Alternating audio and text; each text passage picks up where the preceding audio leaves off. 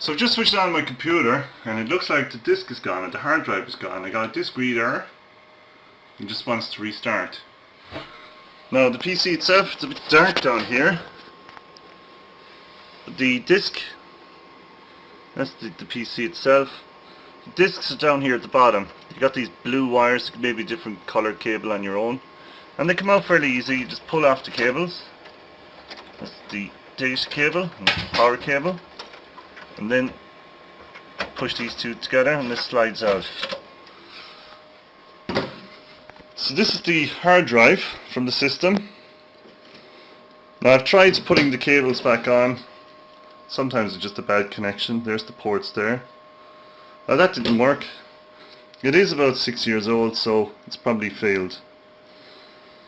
So what we need to do is we need to take it out of this chassis. And what I bought is a brand new disc. Here it is here. Comes in a bag like this.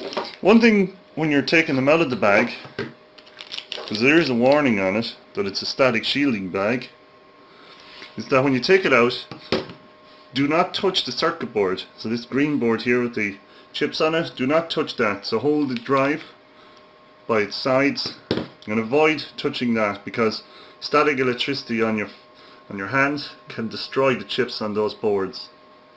So what I'm going to do is going to take it out of its packaging and pop it into this here. So taking out the old disc, here it is, and I've put in the new one into this carrying thing here. It's fairly easy, it just slides in. There are little holes in here which seem to match up where in the past you would have screws. It's kind of hard to see, but down this side there, so it only fits one way around is the point. Down there in that slot there's little holes that match up. So then we go back to our computer and we slide it back in. So it's just a matter of putting it on the rails, and it probably only fits one way around as well, so that's not going anywhere. So turn it around and that seems to be sliding in like that. And a reassuring click. You reattach the cables, they only go one way, so that goes that way and that goes on there like that.